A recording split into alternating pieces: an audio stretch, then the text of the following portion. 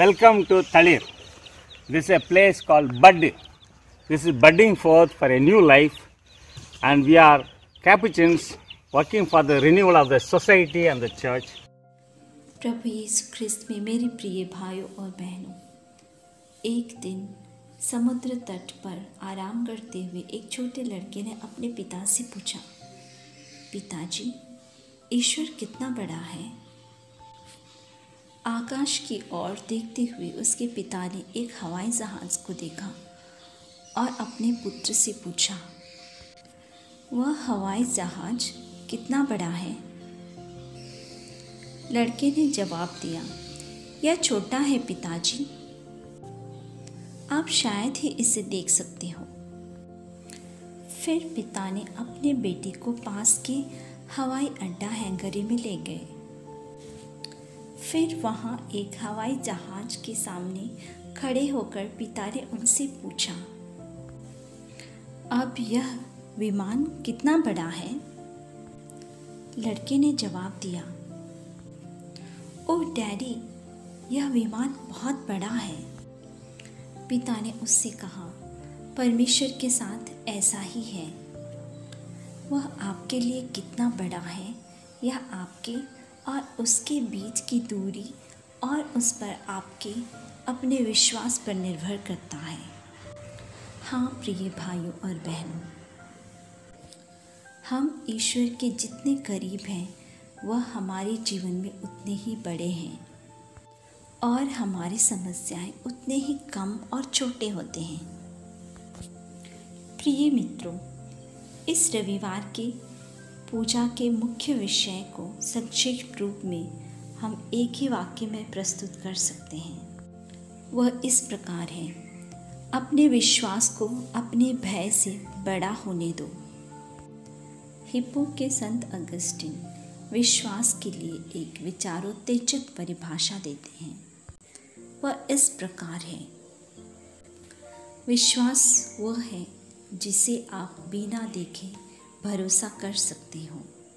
विश्वास का प्रतिफल यह है, आप जिसे देख सकते हो उस पर विश्वास कर सकते हो।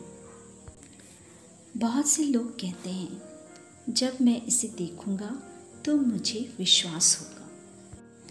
ईश्वर ठीक इसके विपरीत कहते हैं, जब आप इस पर विश्वास करोगे तो आप इसे देखोगे। जी हाँ, ज़िंदगी में कई चीज़ें ऐसी होती हैं कि उसे देखने से पहले उन पर विश्वास करना पड़ता है।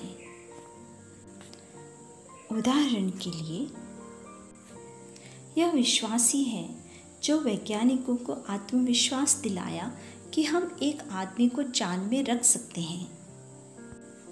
यह विश्वास ही है जो एक ओलंपिक एथलीट को अभ्यास करने के लिए और ओलंपिक ट्रायल में जाने के लिए प्रेरित करता है, क्योंकि उसे विश्वास है कि वह हासिल कर सकता है। यह आस्था ही है जिसके कारण मूर्तिकार को विश्वास होता है कि वह मूर्ति कला का प्रयास कर सकता है। इस प्रकार किसी को देखने से पहले उस पर विश्वास करना होगा। यही परमेश्वर हमें सिखाते हैं। आज हम प्रज्ञा के ग्रंथ में पढ़ते हैं कि ईश्वर घोषणा करते हैं कि वह स्वयं जीवन देने वाले हैं। ईश्वर किसी की मृत्यु से प्रसन्न नहीं होता है। उत्पत्ति ग्रंथ अध्याय 27 में हम पढ़ते हैं, परमेश्वर ने मनुष्य का नथुना में जीवन का श्वास फूंक दिया। मनुष्य ईश्वरीय श्वास प्राप्त किया, इसलिए उसमें भी दिव्य जीवन का संचार होता है। इस प्रकार ईश्वर और मनुष्य एक प्रकार से आध्यात्मिक जीवन के भागीदारी हैं। आज के सुसमाचार में यीशु को भी पिता ईश्वर की तरह जीवन देने वाले के रूप में चित्रित किया गया है। यीशु का संसार में आने का मुख्य उद्देश्य यूहन्ना अध्याय 10 पद संख्या 10 में स्पष्ट रूप से व्यक्त किया गया है। मैं इसलिए आया कि वे जीवन पाएं और बहुतायत से पाई। मार्कुस का सुसमाचार दो अलग अलग चमत्कारिक कहानियों की प्रस्तुत करती है। एक है चंगाई और दूसरी है मृतक को जीवन देना। इस चमत्कार में दो व्यक्ति शामिल हैं। एक का नाम है जायरस और दूसरी एक अनजान महिला है। दोनों ही ऐसे लोगों के उदाहरण हैं जो असहाय स्थिति में हैं, जिनके पास ईश्वर के अलावा और कोई रास्ता नहीं है। मित्रों, ज़रा उनका नज़रिया देखिए। वह यहूदी आराधनालय के शासक और यहूदी रूढ़िवादिता का समर्थक है, लेकिन वह अपने बेटी को बचाने के लिए अंतिम उपाय के रूप में यीशु के पास आया, क्योंकि उनकी सारी कोशिशें विफल हो गई थी। यहाँ सवाल यह है, आखिर उसे क्यों ऐसा करना पड़ा? अपनी बेटी की मृत्यु के बाद भी यीशु को परेशान करना नहीं छोड़ा। जायरस को यीशु पर पूरा विश्वास था। उसने अपने साथी यहूदियों का उपहास का अनदेखा किया। उसी प्रकार रक्तस्राव रोग से ग्रस्त स्त्री प्रथा के अनुसार अशुद्ध थी और लोगों के सामने आना प्रथा के विरुद्ध था। यह आश्चर्य की बात है, उसने भी सामाजिक और धार्मिक वर्जना को नज़रअंदाज करने के लिए आस्था और साहस दिखाया और पास आकर यीशु के वस्त्र को पीछे से छुआ। यहाँ उन दोनों में एक समानता दिखाया गया है, उनकी अटूट विश्वास।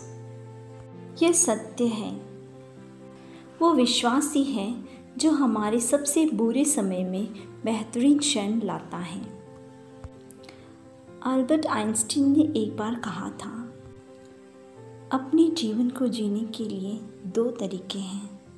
हमारे जीवन में जो भी होता है वह चमत्कार है और दूसरा कुछ भी चमत्कार नहीं है। एक आस्तिक के लिए हर दिन एक चमत्कार होता है और यह चमत्कार नहीं है कि परमेश्वर हमारे लिए कार्य करता है, बल्कि ईश्वर हमारे साथ है, हमारे साथ काम कर रहे हैं। हमारे जीवन के लिए कुछ सबक हैं। जायरस और बीमार स्त्री दोनों अपनी दृढ़ता के प्रयास में सर्वोत्तम उदाहरण हैं। उन्होंने स्पष्ट रूप से अपनी दृढ़ता के कारण अपने लक्ष्यों का प्राप्त किया है। क्या हम अपने नेक लक्ष्यों को प्राप्त करने के लिए पर्याप्त रूप से दृढ़ हैं? दूसरी बात, हम उन दोनों से सीखते हैं कि वे कभी निराश नहीं हुए। एक अज्ञात लेखक कहता है, प्रयास करने में कभी निराश मत होना। कभी कभी यह गुच्छा की आखिरी चाबी होती है जो दरवाज़ा खोलती है। तब तक कभी हार नहीं मानना जब तक कि वह हासिल न हो जाए। अपने विरोधियों की आलोचनाओं से मत डरें। अंत में दोस्तों, जब ईश्वर आपको कठिनाइयों के किनारों पर धकेल दे तो उस पर पूरा भरोसा करें, क्योंकि दो चीज़ें हो सकती हैं। या तो जब तुम गिरोगे तो वह तुम्हें पकड़ लेगा, या वह तुम्हें उड़ना सिखाएगा। जी हाँ, परमेश्वर हर समय हमारी परवाह करता है। वह अपने वादे के पक्के हैं। दिल थाम लो, विश्वास रखो और जीवन तुम्हारा है। आइए हम प्रार्थना करें। हे दयालु और भले पिता, आप अपने बच्चों के लिए अच्छी चीज़ों की इच्छा रखते हैं।